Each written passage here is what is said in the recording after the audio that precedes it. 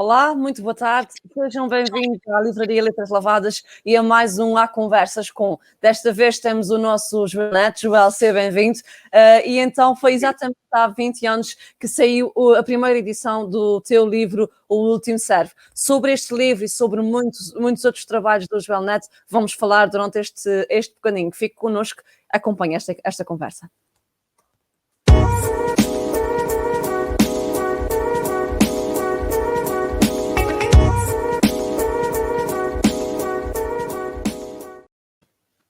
Olá, Joel, boa tarde. Seja bem-vindo à nossa livraria.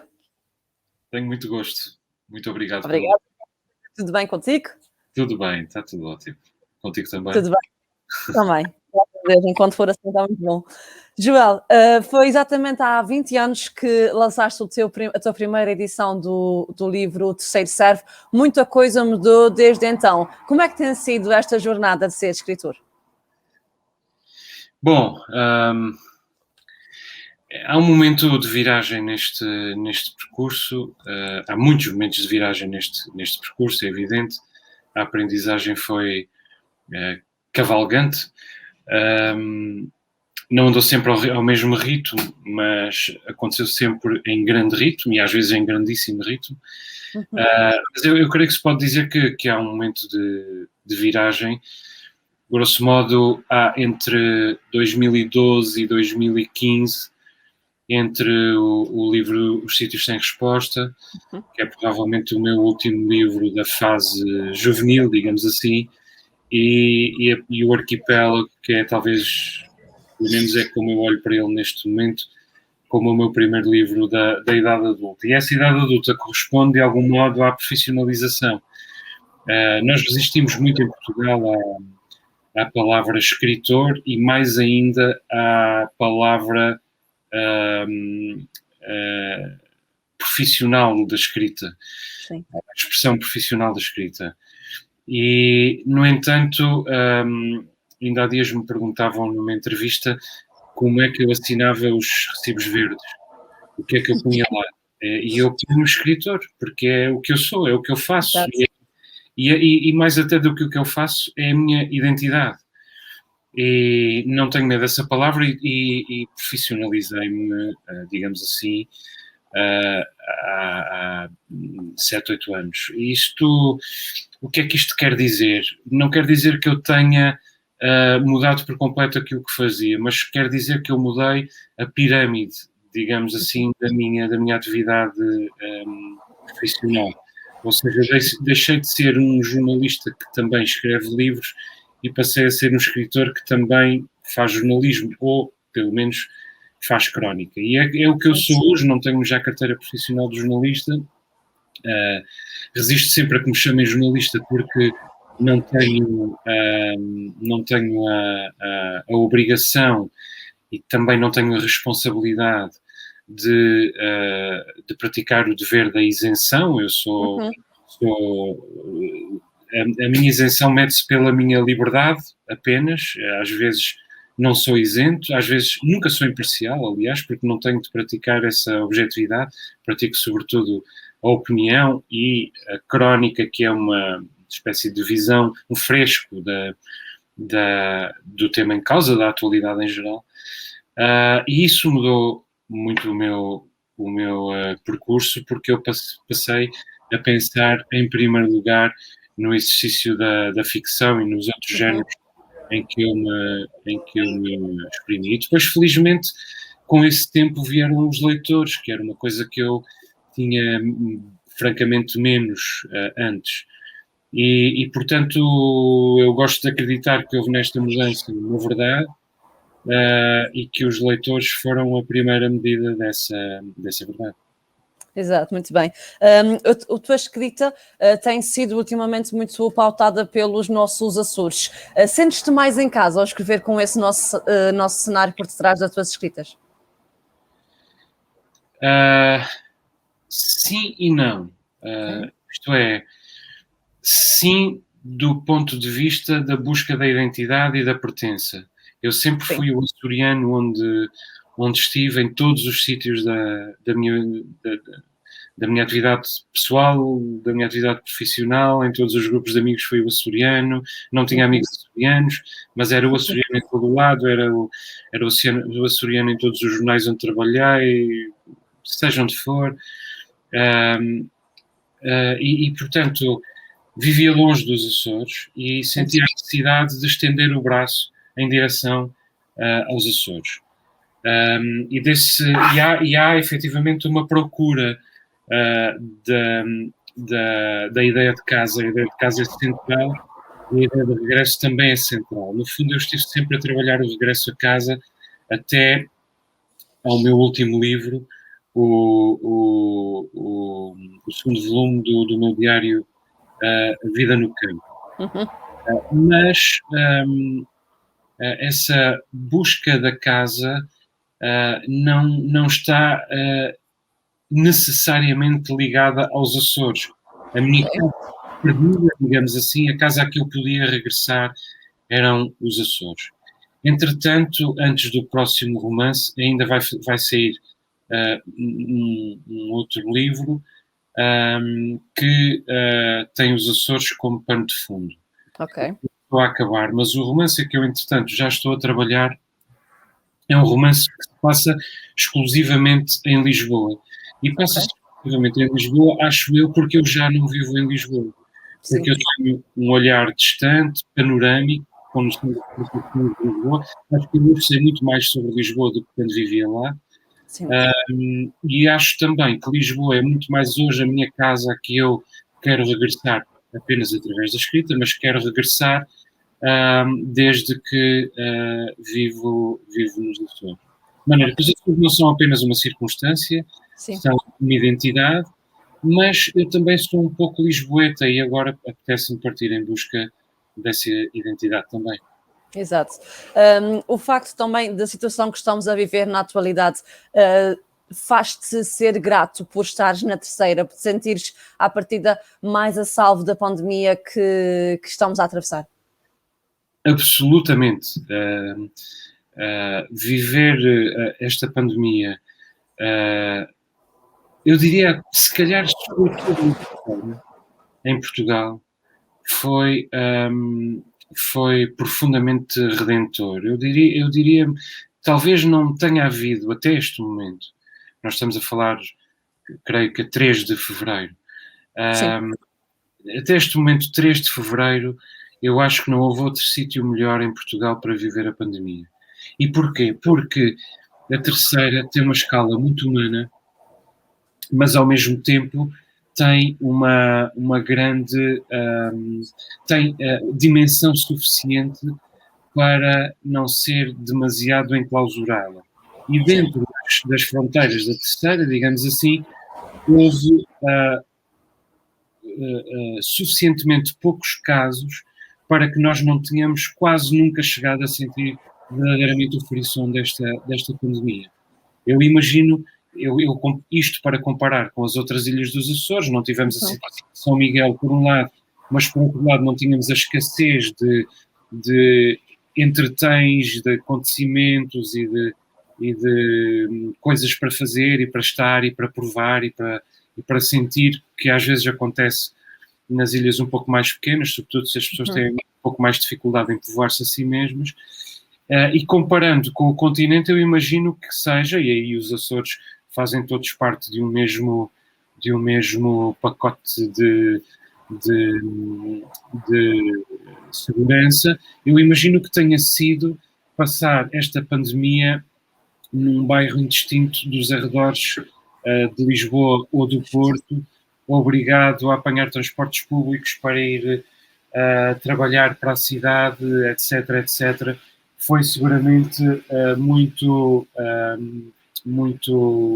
seguro. Entretanto, é evidente que também me aborreci um pouco, ou seja, tenho falta de sair, mas tenho falta de sair, eu peço imensa desculpa. Faz mal. A chuva acentuou-se. É evidente que eu tenho falta de sair também. Ainda hoje estava a falar com uma amiga de Lisboa, estava a dizer que eu também tenho falta de sair, mas eu reconheço que os meus, como os teus, os nossos dilemas são profundamente burgueses, ou seja, nós realmente temos falta de sair, mas o que é isso? Falta de sair da nossa ilha para ver um pouco do mundo, quando a maior parte dos portugueses não pode sequer sair da sua sala para ver a praça em frente à sua casa. Sim. Foi uma situação absolutamente privilegiada viver aqui. Sim, sim, sem dúvida. Sentiste que também na pandemia te organizaste mais para escrever? Foi-te dada uma oportunidade maior de temporal, uma oportunidade temporal para te concentrares na escrita? Mais ou menos. Na primeira metade desta pandemia, a primeira metade desta pandemia eu aproveitei sobretudo para descansar. Trabalhei, fechei um livro, que era um livro técnico, digamos assim, um livro era uma monografia, digamos assim, e levei o trabalho até ao fim, mas não me senti como uma produção a grande ritmo, digamos assim. Acabou por ser acabei por trabalhar mais lentamente do que era normal. Pensei que na segunda metade deste período eu finalmente conseguiria assentar e dedicar-me ao trabalho, mas o que aconteceu foi que então comecei a viver essa alguma saturação, não da clausura em casa, mas talvez da clausura na ilha, e também as imagens da pandemia, entanto pela televisão, entanto pelo telefone, entanto pela internet, Sim. as notícias, as histórias, os dramas pessoais, familiares, populacionais, e eu não seria humano se não me deixasse contaminar por isso, e se não vivesse, não teria empatia com a espécie, se não me deixasse contaminar por isso de alguma maneira, e se não sentisse pelo menos uma pequena fatia do sofrimento dessas pessoas cujo sofrimento me vai chegando. E portanto, também não me organizei especialmente bem a partir daí. E foi um período complexo, em que eu tive também algumas questões pessoais, um divórcio pelo meio, e portanto e só podemos especular neste momento até que ponto esse tipo de coisas não é também, ainda que parcialmente, influenciada por este tempo que vivemos. Enfim, Sim, eu sim. acho que nós só poderemos olhar para trás, nós só poderemos realmente ter uma ideia um pouco mais exata deste tempo quando olharmos para trás e pudermos, e tivermos distanciamento o suficiente para percebermos como é que isto nos influenciou. Sim, sem dúvida.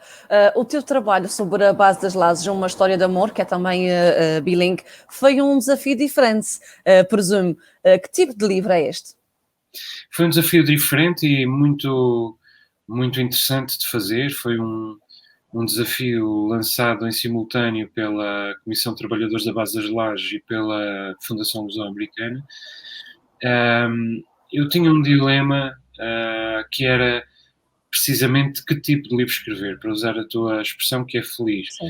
Eu tinha de decidir o género do livro antes, porque há uma série de obras sobre a base das lajes, também há uma série de opúsculos que recolhem matéria diversa.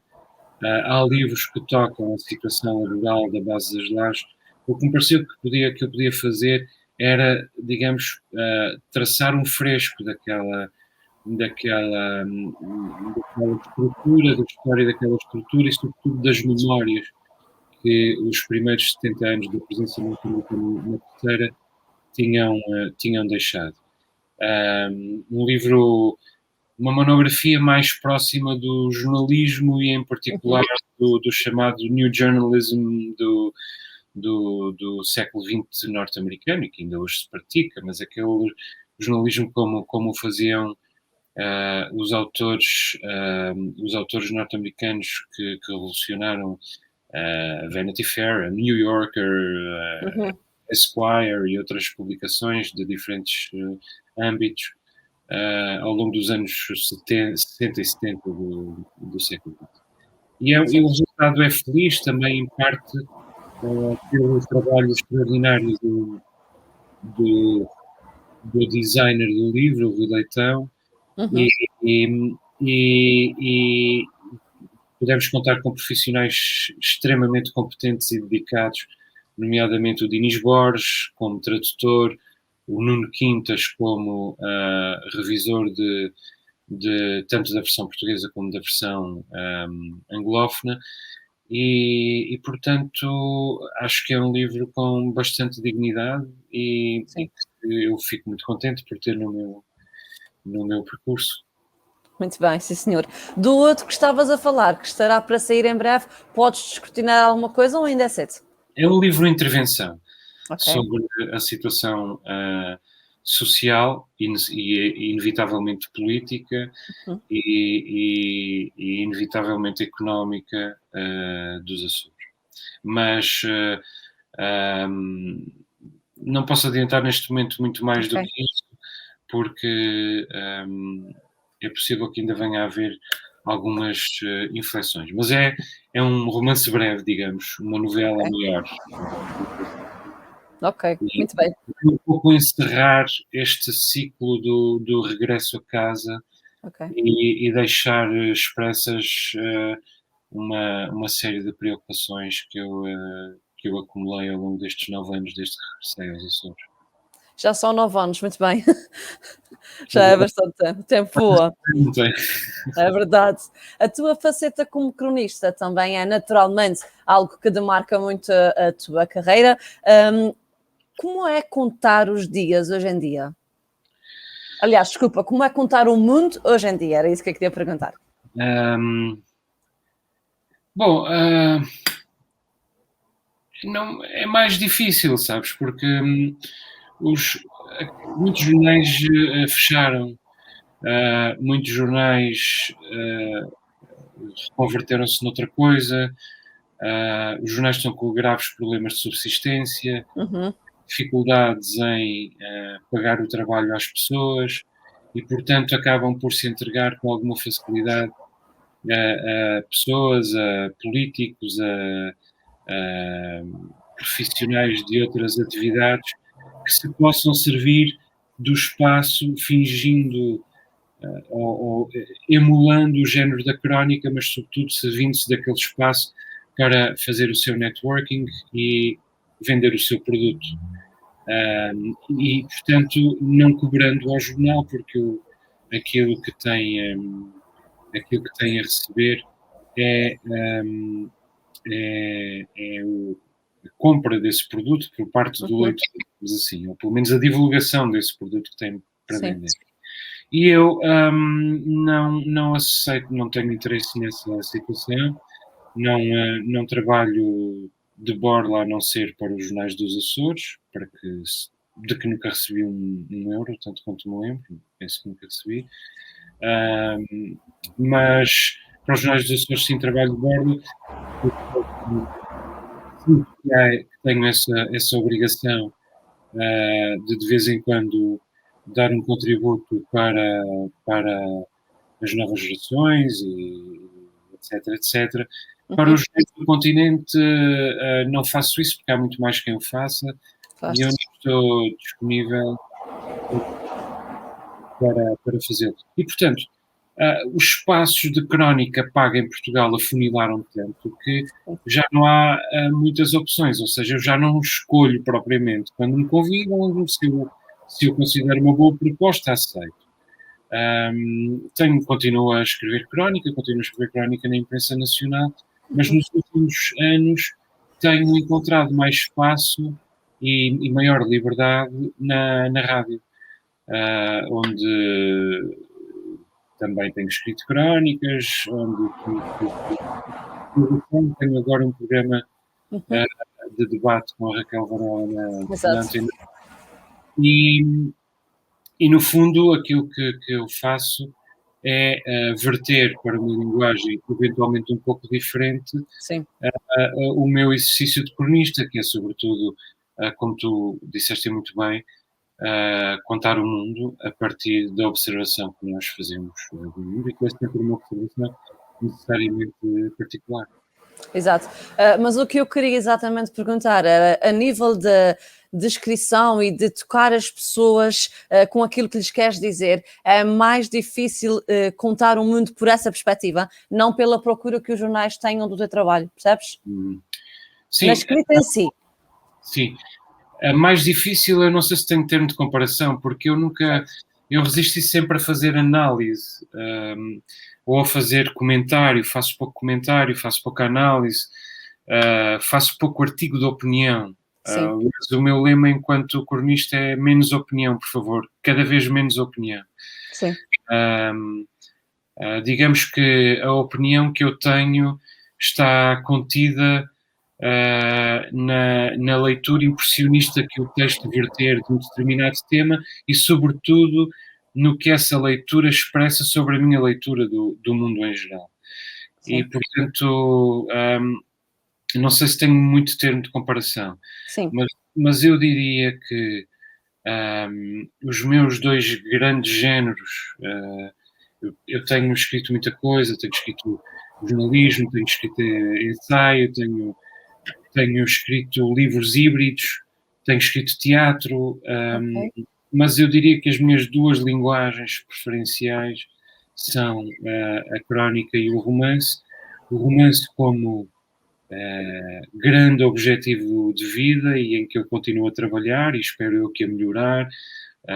De um livro para o outro, às vezes melhoro do ponto de vista da melodia do texto, às vezes melhor do ponto de vista da arquitetura da narrativa, outras vezes melhor do ponto de vista da construção das personagens, e espero que ainda chegar ao romance em que eu consiga verter o melhor de mim em todos esses e outros âmbitos em que o romance, de que o romance vive.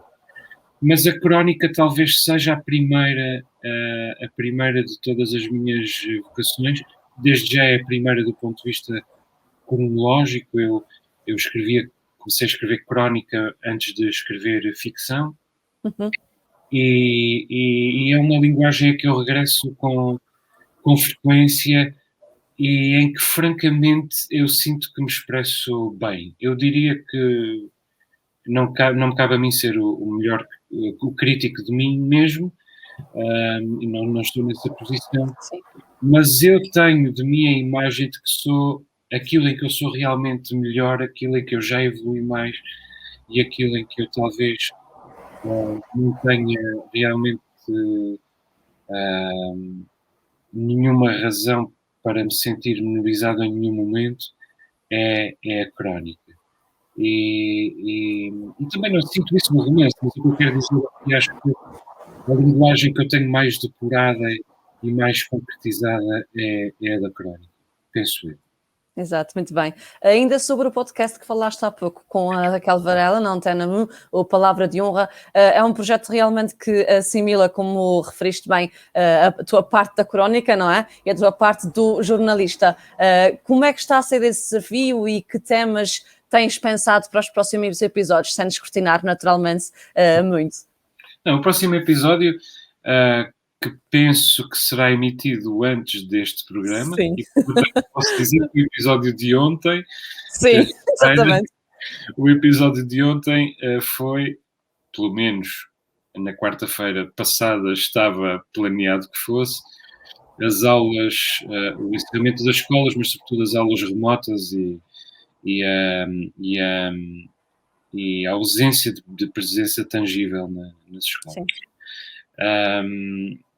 Digamos que é um programa, enfim, essa terá sido a terceira edição, o terceiro programa, portanto, normalmente este tipo de coisas só começa a ganhar notoriedade ao fim de 10, 12 programas, mas felizmente eu e a Raquel já somos amigos há alguns anos, temos uma boa cumplicidade, concordamos em muitas coisas, mas também felizmente discordamos em muitas coisas, e portanto creio que conseguimos saltar algumas etapas, digamos que talvez adiantar-nos 3 ou 4 programas e talvez possamos chegar a essa maturidade um pouco mais cedo. Mas enfim, ainda estamos à procura de uma linguagem definitiva, de um ritmo definitivo, sobretudo, de um ritmo definitivo, porque se trata de um programa de fim de tarde. Eu tenho alguma vocação para o fim de tarde e para o início da noite, para a noite. Ela é uma comentadora muito diurna, é muito vigorosa, eu sou mais pausado, aparentemente, pelo menos é o que toda a gente diz. Sou mais pausado e lento e, portanto, creio que a fusão é ótima, mas temos... Quer dizer, estes programas merecem que os dois comentadores tenham mais ou menos o mesmo ritmo e, portanto, vamos nos aproximando um do outro até encontrarmos esse ritmo ideal. Claro que sim. Uma outra novidade também na tua carreira tem sido as formações online que tens dado subscrita, não é? Sim, é verdade. Eu dei alguns workshops no passado e, entretanto, só dei ainda um na The Book Company. Eu Aprendo em Casa, que é a escola da Book Company. Exatamente. Só dei um, mas correu muito bem, as pessoas gostaram muito. Tive um número estapafúrdio de alunos, digamos assim, ou de formandos, ou não sei como chamar, de pessoas que vieram àquele seminário. A minha, digamos, o meu modelo é um pouco mais expositivo, está mais no domínio, talvez, do seminário, ou não sei. Seja como for, correu bem e, entretanto, vou repetir esse workshop em que tu, aliás, estiveste presente. Exato. Foi muito interessante, posso confirmar. Muito obrigado. No próximo outono vou repetir. Entretanto, em maio, junho, vou dar um workshop longo de romance. Lá estarei também. Fantástico, fico muito contente. Será um workshop de romance, sim, mas digamos que é para adicionar os outros workshops de romance, porque cada autor tem a sua própria perspectiva, claro, e tem o seu próprio método e, portanto, digamos que eu vou falar do meu método e vou tocar todos os aspectos do meu método, claro, mas não pretendo fazer teoria sobre os métodos dos outros, embora vá tocar alguns desses aspectos também. Mas a minha grande obsessão é a da arquitetura da narrativa, como eu disse há pouco, da estrutura da narrativa, e, portanto, é sobretudo disso que eu vou falar, de um ponto de vista muito prático, como planear e executar um romance a partir da ideia de planeamento, que é uma coisa que muitos autores não fazem porque a sua vocação é uma vocação mais no domínio da escrita automática, do fluxo da consciência, ou outros géneros de aproximação ao romance que existem, e que não são nem mais nem menos legítimos do que este, mas são sempre, digamos que cada autor tem sempre a sua vocação privilegiada e, sobretudo, cada livro tem a sua vocação privilegiada.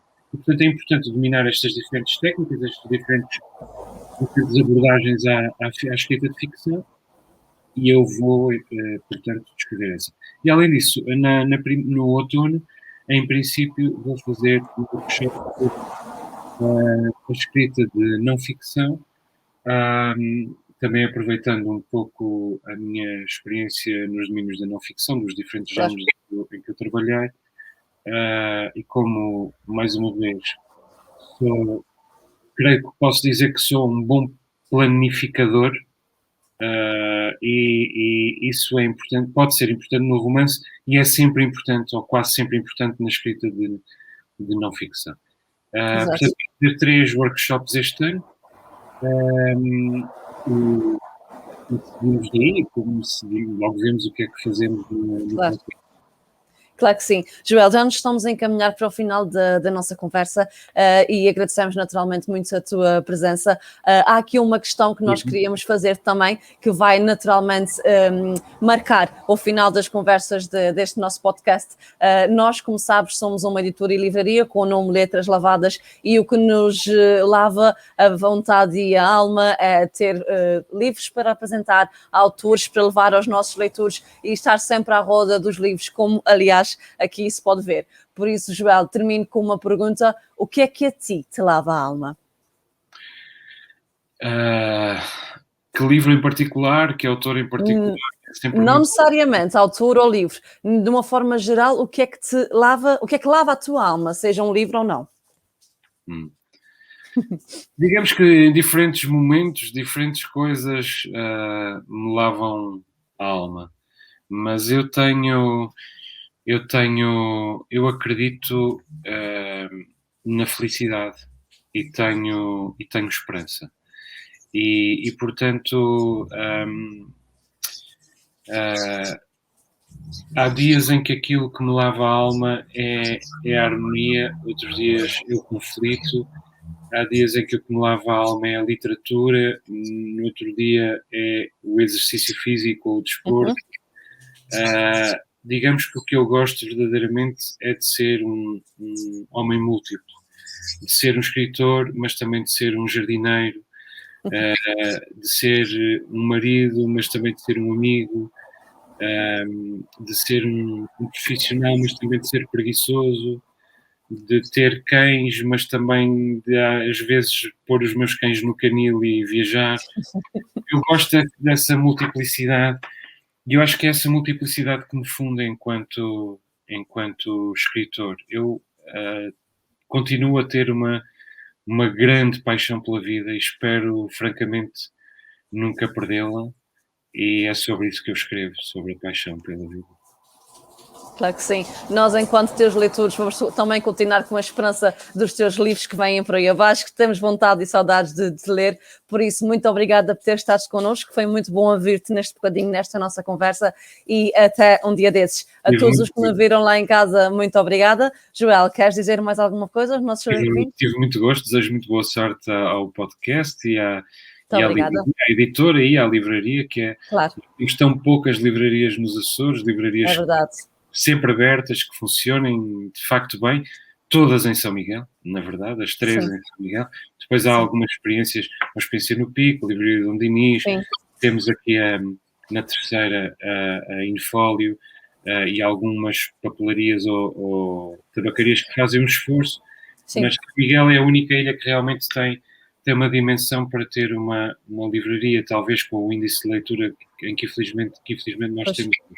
E fico muito contente pela terceira livraria, é um espaço muito bonito, muito simples, e com que eu tenho muito gosto em ter esta conversa. Desejo muita sorte. Muito obrigada, e quando cá vieres, aguardamos a tua visita presencial. A todos os que estão lá em casa, muito obrigada, muito boa tarde, fiquem bem, cuidem-se, resguardem-se e não se esqueçam, leiam o Joel Neto e todos os outros nossos autores açorianos. Até à próxima.